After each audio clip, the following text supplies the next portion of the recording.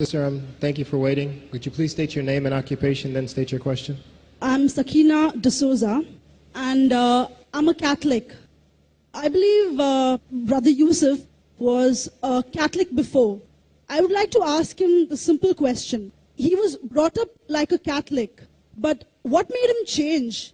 Doesn't he believe that the Messiah is true, or did he ever feel that the religion, Catholic religion, has not brought up any Messiah and the Bible is false? I would like to just know what that means, because he said he was a Catholic before and now he has become a Muslim.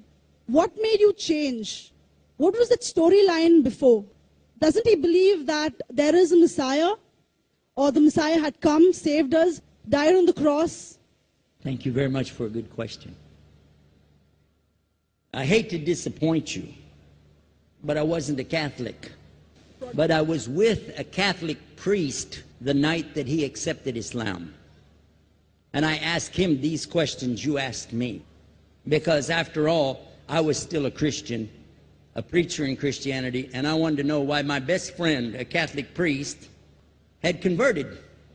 That's a pretty weird thing. A Catholic priest is not like a regular preacher in the Protestant religion. A Catholic priest has given up everything. He's given up his life to be a Catholic priest. When he enters into this realm, he's basically given away everything. He can't have a wife, he can't have children, obviously no grandchildren. He has no home, he just lives in a rectory or wherever they give him a place to stay. And he's sent wherever they tell him to go, do whatever he's told to do, and that's it. And he cannot disobey the Pope, otherwise they can kick him out of the religion, and if they do, he's excommunicated and he goes to hell forever. So how would a person like this want to become one of those Muslim terrorists? That's what I wanted to know. He explained in a very few beautiful words something that I came to learn for myself.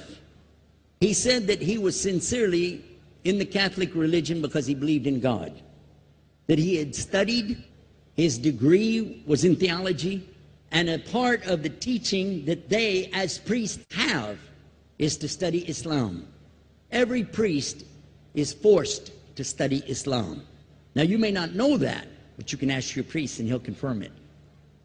And when you study Islam, even when Islam is taught to you by somebody who hates Islam, as long as they don't corrupt it too far, you can still see the truth in Islam. A classical example happened to me just recently when I was in Saudi Arabia. A friend of mine, very old copy of one of the first Qurans ever translated to English by George Sale.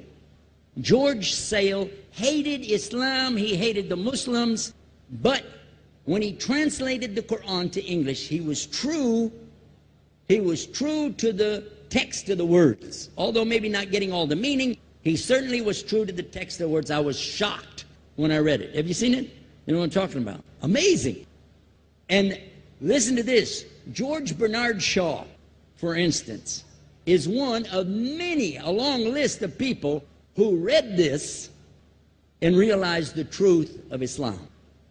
When people see the truth of Islam, it can change them if they want to be guided. If they want the truth, it can change them. You might think, I'm a Catholic, I'll never be anything but a Catholic. But I'm going to ask you a question, and I want you to be honest. This is not for you to, start a debate, but just be honest. Was Jesus a Catholic?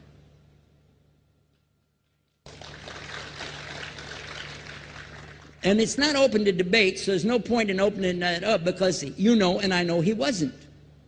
The Catholic Church was in business about 300 years before Jesus was born. It's on their website. Don't go like this. It's on their website. That's where I took it from. The Catholic Church was really started in Rome by Alexander the Great. Do you know what the word Catholic means? It means universal. It was the universal church for the Roman Empire. If you didn't join it, you could not be a Roman citizen.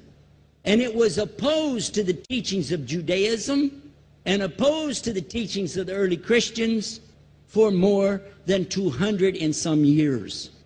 And they were diametrically opposed to each other to the extent that it was the Romans killing the early Christians.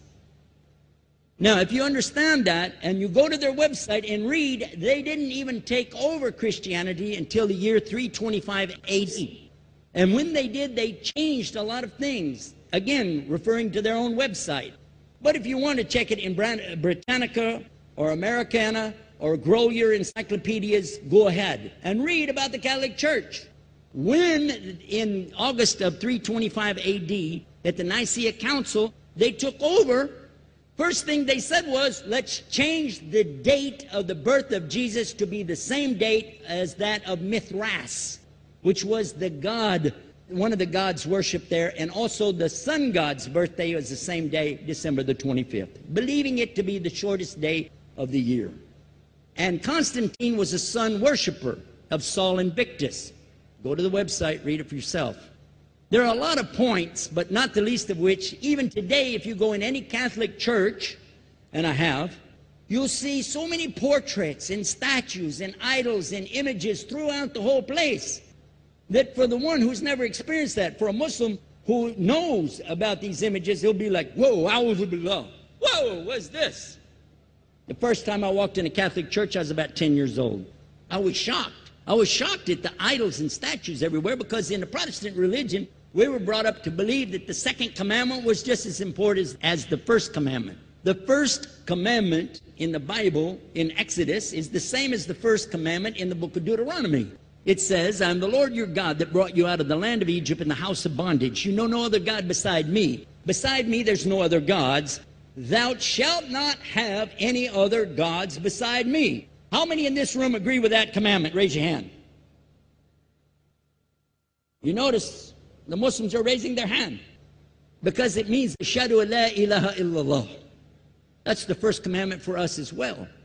The second commandment you have clearly says, thou shalt not make any idol, any graven image of anything that creeps upon the earth, swims in the sea beneath, or flies in the air above.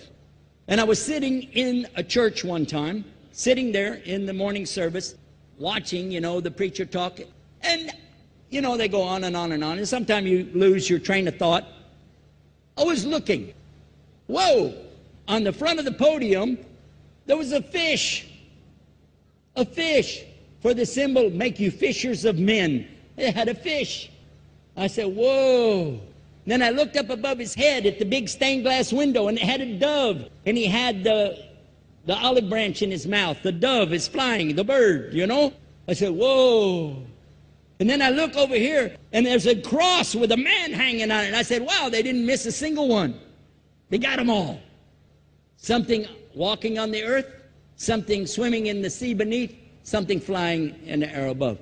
So look at these two things. Clearly, the first two of the 10 commandments, bang, bang, boom.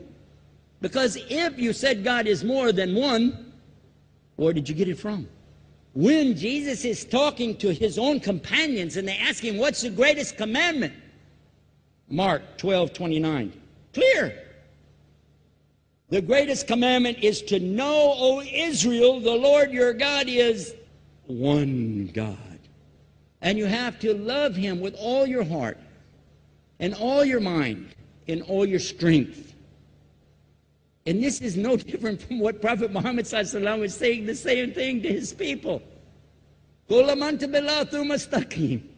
Same thing I mentioned in the lecture. This is certainly for us the same. So what you see is Muslims practicing the commandments, and you see people claiming the commandments but practicing something else. And I have seen more converts from the Catholic Church than any other of the many sects of Christianity, and especially from the nuns, priests, and even an archbishop. And all of them are better than me. Those guys and women that I see do this, they still sacrifice their whole life to get the true message of Islam, not only to you, but to Muslims as well, because we all need to know about it. But thanks for a great question.